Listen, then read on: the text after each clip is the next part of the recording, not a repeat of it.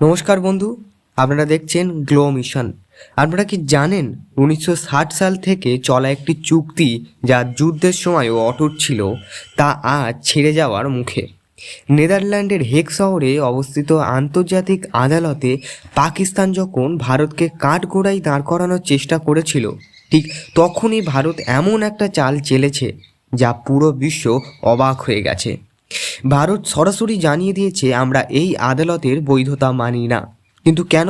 ভারত কি তবে আন্তর্জাতিক আইন লঙ্ঘন করছে, নাকি পাকিস্তানের এমন কোনো ফাঁদ পেতেছিল যেখানে পা না দিয়ে ভারত তার সার্বভৌমত্ব রক্ষা করলো? আজ আমরা সিন্ধুর জল বন্টন চুক্তির সেই অন্ধকার দিকগুলো উন্মোচন করব, যা আগে কখনো আলোচিত হয়নি। ভিডিওটি শেষ পর্যন্ত দেখুন, কারণ শেষের একটি অত্যন্ত গুরুত্বপূর্ণ আলোচনা অপেক্ষা করছে আপনাদের জন্য। গত 2রা এবং 3রা ফেব্রুয়ারি হেগ পিস প্যালেসে এক অদ্ভুত দৃশ্য দেখা গেল। পাকিস্তান নালিশ নিয়ে হাজির, বিচারকরা তৈরি, কিন্তু ভারতের চেটিয়াটা ফাঁকা। পাকিস্তান দাবি করছে ভারতের সিন্ধু চুক্তি স্থগিত করে ভিয়েনা কনভেনশন লঙ্ঘন করছে। ভারতের জবাব কী ছিল? অত্যন্ত সোজাসাপটা, আপনারা ডাকান কে? ভারত স্পষ্ট করে দিয়েছে যে এই কোর্ট অফ আরবিট্রেশন গঠন হয়েছে বেআইনিভাবে। নিরপেক্ষ বিশেষজ্ঞদের পরামর্শ ছাড়া এই ধরনের শুনানি পাকিস্তান কেবল তাদের রাজনৈতিক প্রচারের জন্য ব্যবহার করছে।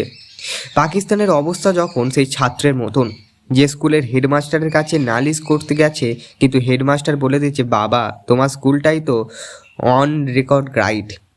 আসুন একটু গভীরে ফিরে যাই।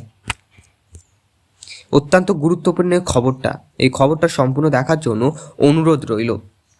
পাকিস্তানের অবস্থা একদম করুণ দশাতে পরিণত হয়েছে। কেন এই দশা বলছি একটু পরে বুঝতে পারবেন। 19শে সেপ্টেম্বর 1960 বিশ্বব্যাংকের মধ্যস্থতায় ভারত ও পাকিস্তানের মধ্যে স্বাক্ষরিত হয় ইন্ডাস ওয়াটার ট্রেটি। পূর্ব দিকের নদী বিপাশা, শতদ্রু এবং ইরাবতী এগুলোকে নিয়ন্ত্রণে ভারতের কাছে, আর পশ্চিম দিকের নদী সিন্ধু, বিতস্তা এবং চন্দ্রভাগা এগুলোর ওপরে অধিকার পাকিস্তানের। কিন্তু চুক্তি অনুযায়ী পশ্চিমের নদীগুলি ভারতের মধ্যে দিয়ে প্রবাহিত হলেও ভারতে সেগুলি জল সম্পূর্ণ আটকে রাখতে পারবে না। কিন্তু গত কয়েক দশকের পরিস্থিতি বদলে গেছে। পাকিস্তান যখন ভারতের বুকে একের পর এক সন্ত্রাসবাদী হামলা চালাচ্ছে, তখন ভারত কি কেবল বড় দাদা হয়ে জল নিয়ে যাবে? ভারত কেন এই চুক্তি স্থগিত করলো? উত্তরটা লুকিয়ে আছে সীমান্তে। পেহেলগাম থেকে শুরু করে সাম্প্রতিক একাধিক নাশকতামূলক কাজে পাকিস্তানের মদত প্রমাণিত। ভারত সরকার এখন স্পষ্ট বার্তা দিয়েছে, রক্ত এবং জল একসাথে বইতে পারে না। কিন্তু জল আটকালে কিন্তু যুদ্ধ বাঁধবে, নাকি পাকিস্তান মরুভূমি হয়ে যাবে? উত্তরটা একটু পরেই দিচ্ছি। ভারতের যুক্তি অত্যন্ত বলিষ্ঠ। ভিয়েনা কনভেনশনের কথা পাকিস্তান তুললেও ভারত বলছে, জাতীয় নিরাপত্তা কোনো চুক্তির ঊর্ধ্বে। যদি এই দেশ অবিরতা শত্রুতা পোষণে করে, তবে অন্য দেশ সেই চুক্তির পুনর্বিবেচনা করার পূর্ণ অধিকার রাখে।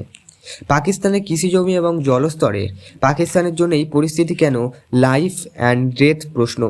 পাকিস্তানের 80% কৃষি সিন্ধু নদের ওপরে নির্ভরশীল।